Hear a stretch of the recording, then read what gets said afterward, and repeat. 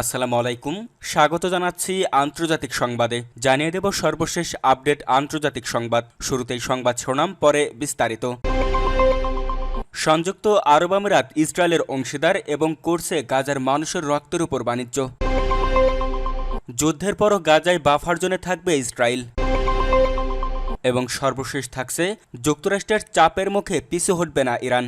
এতক্ষণ শুনছিলেন সংবাদ শিরোনাম, এবার বিস্তারিত। তবে তার আগে আমাদের চ্যানেলটি সাবস্ক্রাইব করুন এবং লাইক, কমেন্ট, শেয়ার করে পরবর্তী আপডেট পেতে আমাদের সাথেই থাকুন। সংযুক্ত আরব আমিরাত ইসরায়েলের অংশীদার, করছে গাজার মানুষের রক্তের উপর বাণিজ্য। আবুধাবিতে নিযুক্ত ইসরায়েলের রাষ্ট্রদূত সংযুক্ত আরব আমিরাতের সাথে একটি অর্থনৈতিক ও কৌশলগত চুক্তি স্বাক্ষরের ঘোষণা দিয়েছেন। গাজার জনগণ যখন ইহুদিবাদী সরকারের অব্যাহত বোমাবর্ষণের মধ্যে সংগ্রাম করছে, তখন ইহুদিবাদী ইসরায়েলি সরকারের অন্যতম বৃহৎ আরব অংশীদার হিসেবে আমিরাত ইহুদিবাদীদের সাথে একটি নতুন অর্থনৈতিক চুক্তি স্বাক্ষর করেছে, যা ফিলিস্তিনিদের বিরুদ্ধে ইসরায়েলের অপরাধের তুঙ্গে থাকা অবস্থায় উভয় পক্ষের মধ্যে বাণিজ্য সম্পর্ককে শক্তিশালী করে। ফার্স নিউজ এজেন্সির বরাত দিয়ে পাঁচ টুডে জানিয়েছে, সংযুক্ত আরব আমিরাতে নিযুক্ত ইসরায়েলি রাষ্ট্রদূত ইয়োসি শিলি সম্প্রতি তেল আবিব এবং আবুধাবির মধ্যে আরেকটি কৌশলগত অর্থনৈতিক চুক্তির অনুমোদনের ঘোষণা দিয়েছেন। সামাজিক নেটওয়ার্ক এক্সের একটি বার্তায় দাবি করেছেন যে শুল্ক বিষয়ে সহযোগিতা এবং পারস্পরিক সহায়তা সংক্রান্ত এই চুক্তি পক্ষগুলোর মধ্যে অর্থনৈতিক সম্পর্ককে শক্তিশালী করবে এবং দ্বিপাক্ষিক প্রবৃদ্ধি এবং সহযোগিতা অব্যাহত রাখতে অবদান রাখবে। পাসটুডের এই প্রবন্ধটি ইহুদিবাদী সরকারের সাথে সংযুক্ত আরব আমিরাতের বাণিজ্যের বিভিন্ন দিক পর্যালোচনা করে। সংযুক্ত আরব আমিরাত এবং ইসরায়েল 2023 সালে বিস্তৃত অর্থনৈতিক অংশীদারিত্ব নামে একটি চুক্তি স্বাক্ষর করে, যা বর্তমানে কার্যকর রয়েছে। এই চুক্তির মাধ্যমে আমিরাতের কোম্পানিগুলোকে ইসরায়েলের বাজারে প্রবেশাধিকার দেওয়া হবে এবং 96%-এরও বেশি শুল্ক লাইন এবং দুই পক্ষের মধ্যে বাণিজ্যের 99% মূল্য অন্তর্ভুক্ত থাকবে। এই চুক্তির অধীনে পক্ষগুলো একটি উন্মুক্ত এবং বৈষম্যহীন বাণিজ্য পরিবেশ প্রদানে প্রতিশ্রুতিবদ্ধ। ইসরায়েল পরিসংখ্যান কেন্দ্র কর্তৃক প্রকাশিত সরকারি তথ্য গাজা যুদ্ধের সময় সংযুক্ত আরব আমিরাত এবং ইসরায়েলের মধ্যে বাণিজ্যের নজিরবিহীন মাত্রা প্রকাশ করেছে। 2023 সালের অক্টোবর থেকে 2025 সালের ফেব্রুয়ারি পর্যন্ত সময়কালের তথ্য অনুযায়ী আরব দেশগুলোর মধ্যে সংযুক্ত আরব আমিরাত ইসরায়েলে দেশীয়ভাবে উৎপাদিত পণ্যের সর্বোচ্চ রপ্তানি করেছে। তথ্য বিশ্লেষণ অনুসারে সংযুক্ত আরব আমিরাত এই সময়ের মধ্যে ইসরায়েলে 1377 ধরনের দেশীয়ভাবে উৎপাদিত পণ্য রপ্তানি করেছে, যা 81টি প্রধান পণ্য বিভাগে পড়ে। এ সময়ের মধ্যে সবচেয়ে গুরুত্বপূর্ণ রপ্তানি পণ্যের মধ্যে ছিল গয়না, শিল্প সামগ্রী, শিল্প সরঞ্জাম এবং কাঁচা ধাতু। তালিকার শীর্ষে রয়েছে $584.9 মিলিয়ন মূল্যের মুক্তা, মূল্যবান পাথর এবং সোনার পণ্য রপ্তানি, রাসায়নিক সার, খাদ্য, ফলমূল ও শাকসবজি সহ পানীয়, সিমেন্ট, লবণ, সালফার, ওষুধ, খেলনা এবং পোশাক রপ্তানির পণ্যের তালিকায় রয়েছে। সামগ্রিকভাবে ইসরায়েলে দেশীয় উৎপাদিত আমিরাতি পণ্যের রপ্তানি বৃদ্ধি পেয়েছে। 2023 সালের অক্টোবরে এই পরিমাণ ছিল মাত্র $32.6 মিলিয়ন, কিন্তু 2024 সালের অক্টোবরে সর্বোচ্চ $148.4 মিলিয়ন পৌঁছেছিল, অর্থাৎ প্রায় 4.5 গুণ বৃদ্ধি পেয়েছে।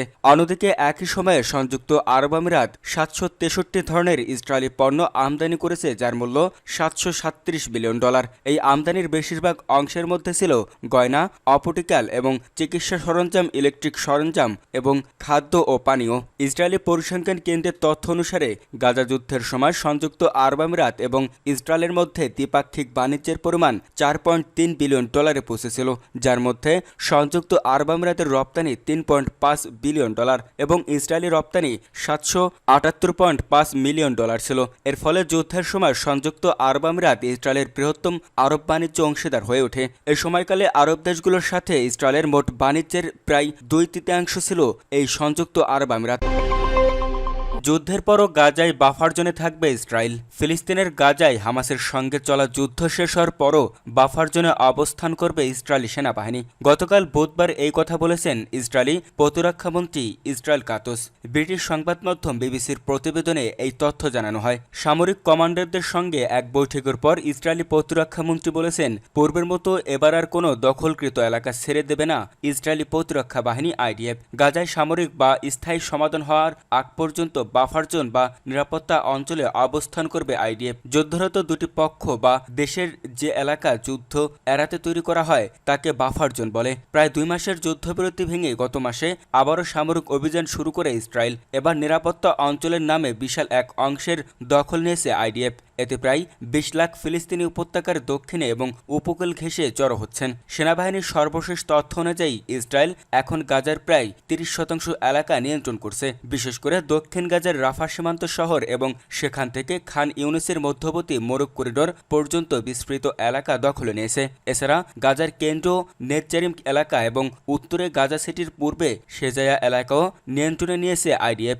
2023 সালের 7 অক্টোবর হামাসের আকস্মিক হামলায় ইসরায়েলে 1200 জন মানুষ নিহত হয় এবং 251 জনকে জিম্মি করে নিয়ে যাওয়া হয়। ওই দিন থেকেই গাজায় ব্যাপক হামলা শুরু করে ইসরায়েল। হামাস পরিচালিত স্বাস্থ্য মন্ত্রণালয়ের তথ্য অনুযায়ী গাজায় তখন থেকে 50,933 জনেরও বেশি মানুষ নিহত হয়েছে। এর মাঝে গত 19 জানুয়ারি থেকে যুদ্ধবিরতি কার্যকর হলেও 18 মার্চ থেকে গাজায় ইসরায়েলের আক্রমণ পুনরায় শুরু হওয়ার পর থেকে ফের 1563 জন নিহত হয়েছেন। পারমাণবিক কর্মসূচি, যুক্তরাষ্ট্রের চাপের মুখে পিছু হটবে না ইরান। ইরানের ইউরেনিয়াম সমৃদ্ধ করার অধিকারের বিষয়টি বাতিল করা নিয়ে আলোচনা করা যাবে না। পারমাণবিক কর্মসূচি নিয়ে যুক্তরাষ্ট্রের চাপের মুখে ইরান নতি স্বীকার করবে না। যুক্তরাষ্ট্রের প্রেসিডেন্ট ডোনাল্ড ট্রাম্পের বিশেষ দূত স্টিভ উইটকফ বলেন, ওয়াশিংটনের সঙ্গে চুক্তি করতে চাইলে তেহরানকে অবশ্যই তার ইউরেনিয়াম সমৃদ্ধকরণ সহ পারমাণবিক সমৃদ্ধকরণ কর্মসূচি সম্পূর্ণ বাতিল করতে হবে। আগামী শনিবার মাসকাটে দ্বিতীয় দফা আলোচনা শুরুর আগে এই দাবি জানিয়েছে যুক্তরাষ্ট্র। গতকাল বুধবার এক প্রতিবেদনে এই খবর জানিয়েছে মার্কিন সংবাদ মাধ্যম নিউ ইয়র্ক টাইমস। তবে ইরান বলেছে, ইরানের ইউরেনিয়াম সমৃদ্ধ করার অধিকারের বিষয়টি বাতিল করা নিয়ে আলোচনা করা যাবে না। গতকাল ইরানের পররাষ্ট্রমন্ত্রী আব্বাস আরাগচি এই কথা বলেন। উইটকফের মন্তব্য তার আগের দিন করা মন্তব্যের সঙ্গে সাংঘর্ষিক, কারণ উইটকফ আগের দিন বলেছিলেন ইরান শক্তি উৎপাদনের জন্য যদি খুব কম পরিমাণে ইউরেনিয়াম সমৃদ্ধ করে তাহলে তাতে যুক্তরাষ্ট্রের আপত্তি থাকবে না। অথচ মঙ্গলবার এক বিবৃতিতে উইটকফ বলেন, মধ্যপ্রাচ্যের শান্তি, স্থিতিশীলতা ও সমৃদ্ধকরণের জন্য যে কোনো চূড়ান্ত ব্যবস্থার মধ্যে একটি কাঠামো তৈরি করতে হবে, যার অর্থ ইরানকে তার পারমাণবিক সমৃদ্ধকরণ এবং অস্ত্রায়ন কর্মসূচি সম্পূর্ণ বাতিল করতে হবে। উইটকফ জানিয়েছেন, বিশ্বের জন্য এটা অপরিহার্য যে আমরা একটি কঠিন ও ন্যায্য চুক্তি করব যা টেকসই হবে। প্রেসিডেন্ট ট্রাম্প আমাকে এটিই করতে বলেছেন। উইটকফের মতো একই কথা বলেছেন মার্কিন পররাষ্ট্র দপ্তর। যুক্তরাষ্ট্র ইরানের ইউরেনিয়াম সমৃদ্ধকরণ বাতিল চায় বলে জানায় স্টেট ডিপার্টমেন্ট। উইটকফের মন্তব্যের জবাবে আরাগচি বলেন, আমরা উইটকফের কাছ থেকে পরস্পর বিরোধী বক্তব্য শুনেছি, তবে আলোচনার টেবিলে আসল অবস্থান স্পষ্ট করা হবে। তিনি আরও বলেন, ইরানের ইউরেনিয়াম সমৃদ্ধকরণ নিয়ে সম্ভাব্য উদ্বেগের বিষয়ে আমরা আস্থা তৈরি করতে প্রস্তুত, তবে সমৃদ্ধকরণের নীতি আপোষযোগ্য নয়। ক্রেমলিন গতকাল জানিয়েছেন, তেহরানের পারমাণবিক কর্মসূচি নিয়ে যুক্তরাষ্ট্র এবং ইরানের মধ্যে চলমান অচলাবস্থার কূটনৈতিক সমাধান খুঁজে পেতে রাশিয়া তার ক্ষমতায় সবকিছু করতে প্রস্তুত।